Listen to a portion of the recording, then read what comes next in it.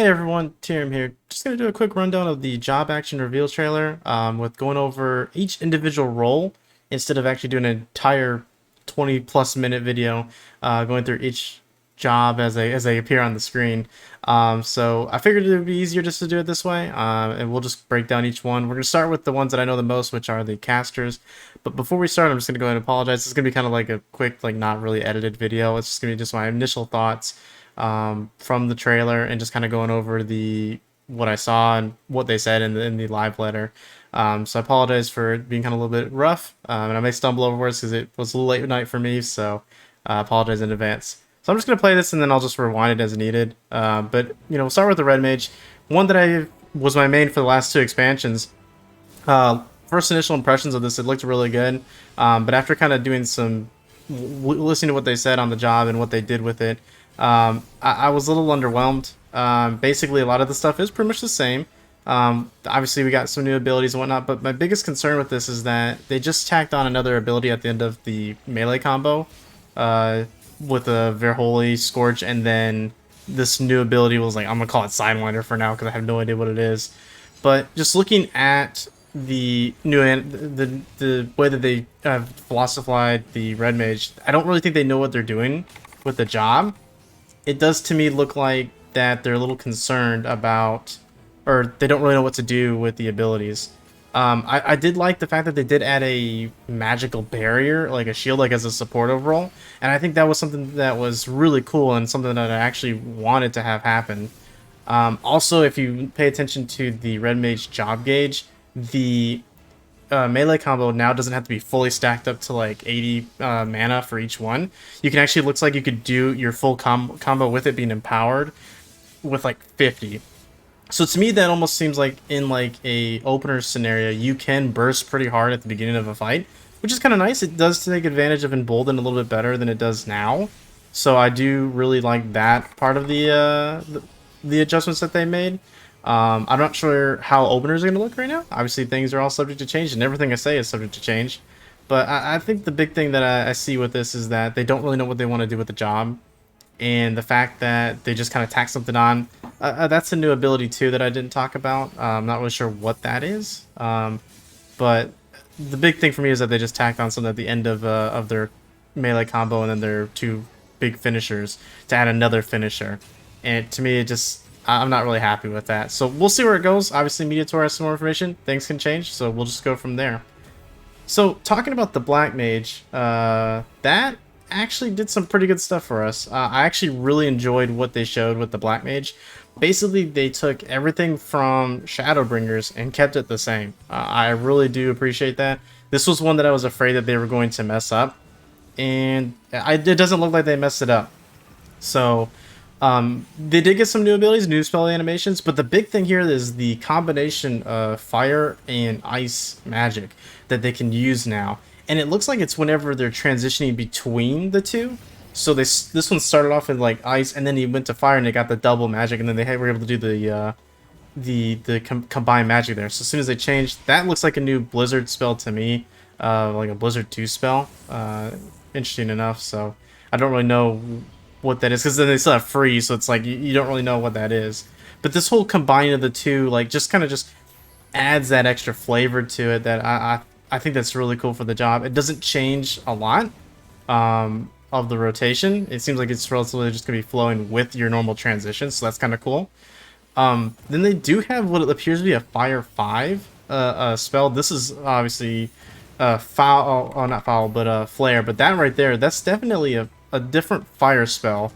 So I'm not really sure how they obtain that. Maybe it's when they get like their Umbral Hearts, they can cast, instead of Fire 4, they cast Fire 5 instead, from what it looks like.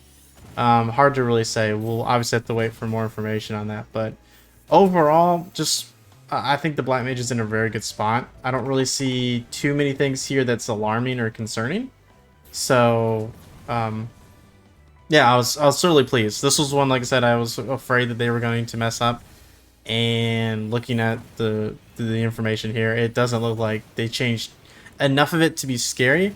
Also, Notion now you never have to use no more. It's just pre-built as a trait, which is fantastic. I actually really enjoy that. So yeah, that's pretty cool. So going to the last caster on this list. This one's gonna be a pretty big talking point. Where is it at? Summoner. Summoner got quite a bit of changes. Like, this is a huge video for Summoner. I thoroughly enjoyed what they showed with the Summoner. This is actually a Summoner. They removed the dots, which is what I asked or was wanting back way back when I did my first video, wanting to make Summoner changes. And instead they focused more on summons. Now, I didn't go off of pets. They did kind of change the way the pet system works. And instead now it's you get your Bahamut, which in this case he actually does Worm Rave on its own. Bahamut is still autoing in this scenario, so there could still be some small ghosting, but I think majority of the ghosting issues are fixed. But now you can actually summon each individual Garuda, Ifrit, and Titan, not the actual primals. They called it like Emerald, Garuda. I think it was Topaz, Titan, and then it was Ruby, Emerald. But then once you summon them, they do their big giant like signature ability, and then they take that that and you can now use certain abilities from Garuda. Like they got like the AOE spell. There's a couple of other AOE spells here, so that's also that's really cool. And then again, you can I think that's a new AOE spell, just regular that they have. I'm not really sure what that is. But then you can summon Titan, and Titan can do his abilities. Looks like they got like maybe some like rock busters, whatnot. And a lot of this is very mobility. They can actually move quite a bit. They showed in the live letter, Yoshi P just kind of running around with this ability, just moving around, doing whatever, and still being able to cast these spells. I think the only one that was locked was Ifrit. They have like one long cast that they have to do. So, and again, they do have charges. If you notice at the bottom there, Ifrit's got 2 charges there. And you got that's 2 abilities I think they can use within that 20-some minute combo. Now they do have a couple other abilities that after they use it, it is gone, but he's still able to use a couple efforts. Like he uses the dash here in this scenario, and then uses an eruption. So, and then now that he's gotten through all 3 of his Ifrits, he can, or all 3 of his regular summons, he summons Demi Phoenix, and then this pattern continues to repeat and continues to go forward. I really like this. I really enjoyed this quite a bit. They did so much on this one. Obviously, this one is a long portion of the video itself. But I think this is something that they can expand upon too, which is fantastic. Because not only do they got these 3 now, but now they can actually take it where they can like maybe add new ones. So like maybe in the future in another expansion, they can add like Leviathan, Shiva, Ramu, and they could just do their own little abilities. Like maybe you do Bahamut, Garuda, Ifrit, Titan, and then you do after you do your Phoenix, you go into this other abilities with Shiva, Ifrit, or Shiva, Ramu, and Leviathan. It would just allow them to have more summons, allow them to do more things.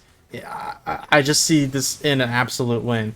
Now, maybe in like 2 expansions, like not like 8.0-ish, they might have to come back and revisit this, but this should cover it for the next at least 2 expansions, Endwalker and whatever's next, to kind of see what they did, and then they can maybe add another demi summon too, like later on down the road. But I think overall this is a fantastic improvement for the summoner. The only thing I'm a little concerned about is like Carbuncle here. He's just kind of sitting there. I don't really know what that's for. Like, it just seems like I don't know if he's going to be attacking. He doesn't look like he's doing any attack animations right now. He just disappears when a new summon comes out, and then he comes back out, and it's like, what's that for? I know Devotion still, I believe, comes from the pet. So, at least from what it looked like from the live letter gameplay that was shown. Who knows on that one? I could be wrong, but, you know, we'll see on that. But right now, I just don't feel like the Carbuncle really does anything. It just is there for appearance, I guess. But overall, I think majority of the casters are in a good spot. Black Mage looks like it's going to remain in a really solid spot, and then Summoner looks like it's going to be a fantastic job to play. I really look forward to playing this. The only one that I'm really upset about is I wouldn't even say upset, but a little disappointed is the Red Mage. Red Mage definitely does seem like it's going to have... they don't really know what to do with the Red Mage, like I mentioned. I'm not going to continue to harp on that. So hopefully they do come up with something to do with the Red Mage and kind of figure out where they want to go. I do expect a rework for the Red Mage down the road, probably in the next expansion, to try to figure out what they want to do. So, but we'll see. Like I said, everything that I'm saying right now and everything that was shown the other day is subject to change. So we'll just have to wait and see. Media tour does start today with the with media events and high-end streamers. So we'll hopefully get to see some more information down the road before Endwalker and just kind of see where things kind of lie. So, but with that being said, I'm gonna go ahead and cut this video here. So I am gonna try to do the other role-related actions as well. For all the other jobs, I definitely want to start with the casters. That's the one that I just have the most knowledge on, and the jobs that I play the most. But I do want to kind of break down the rest of them. So if you want to stay tuned to see that, don't forget to favorite, subscribe. If you like this video, let me know. If you have any other thoughts, I want to hear your guys' comments about these changes. I think there's definitely quite a bit of changes some were good, some were bad, and I'm sure the other videos could definitely have some conversations. I do have a lot of things to talk about for that. But for now, I'm going to go ahead and end this video. So until the next video, I will see y'all in the next one. Take care.